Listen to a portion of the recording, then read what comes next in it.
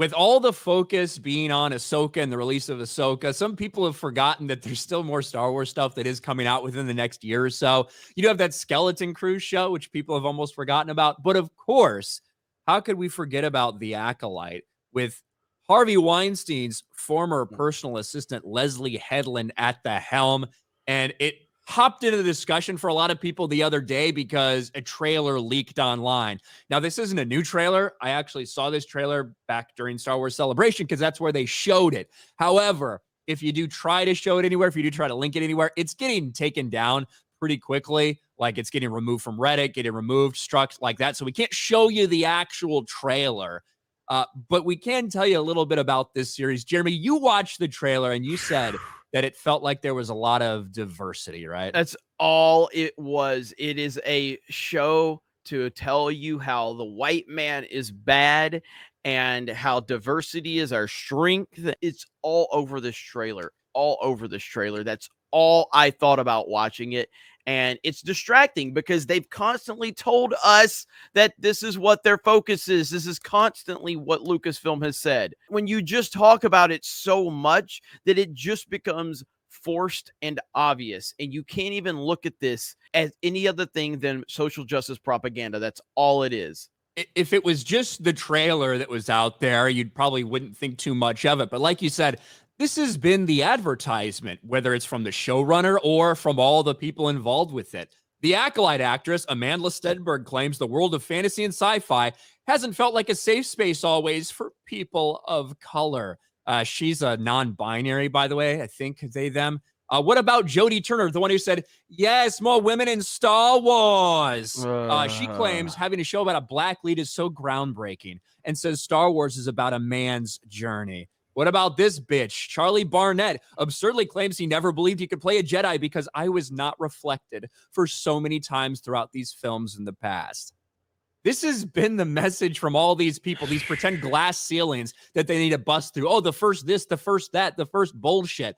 All the while, Leslie Headland is making it perfectly clear what her agenda is. Star Wars The Acolyte will reflect showrunner's own queer identity.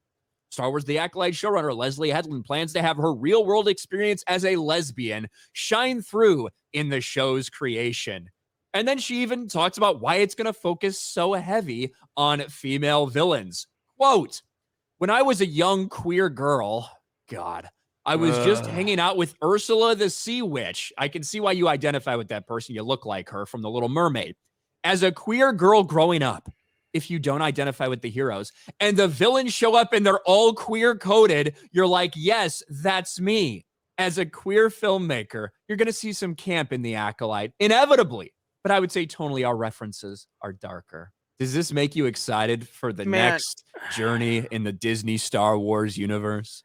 This is so beyond cringe. And to be fair, I mean, stuff like Ahsoka, have we like heard a lot of this talking points from the Ahsoka cast? Stuff like this. I don't think so. Not too much of it. And to be fair, we haven't heard anything from the cast because the writers haven't been able, or they haven't been able to promote it throughout this whole series. But even like Andor, we didn't hear from Andor. You know, we didn't hear much from Andor at all.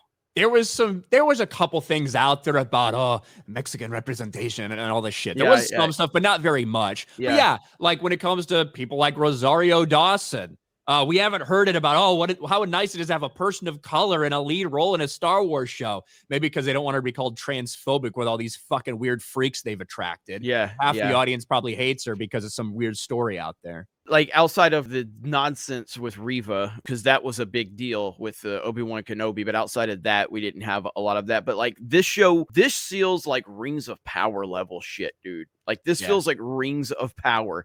That's what this is going for right now. And it's moving in that direction. And it feels like this whole show is built around that. And you have Harvey Weinstein's former personal assistant that is behind all of it. And we know that her favorite Star Wars film is all of the Star Wars. I just want to live in the universe in perpetuity. All of the Star Wars is my favorite Star Wars. Please, Queen Kathleen Kennedy, hire me. Oh man, but yes, I never had faith in this show. Now, to be fair, I don't have faith in anything Disney Star Wars, but this feels like this has taken all of their social justice propaganda and taken it to another level. And it does feel like Rings of Power level. Not quite that bad, because I'm not sure if anything's going to be that bad, but holy shit, man.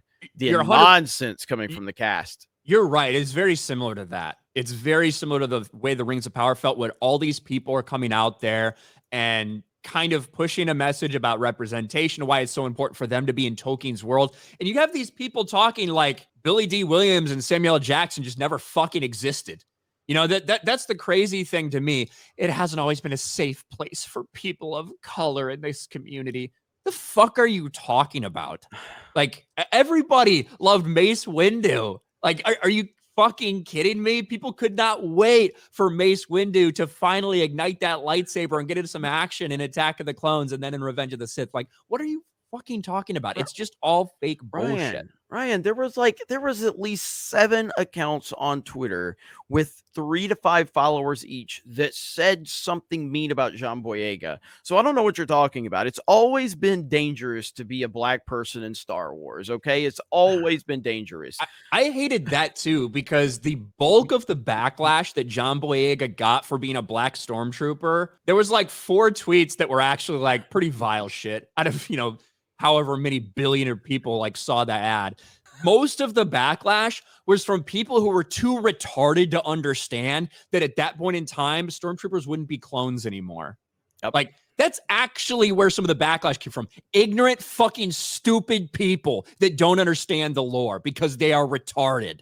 Yep. But instead, it got turned into some racism narrative. It's just ridiculous. And this is Disney Star Wars right here. This is Disney's Star Wars.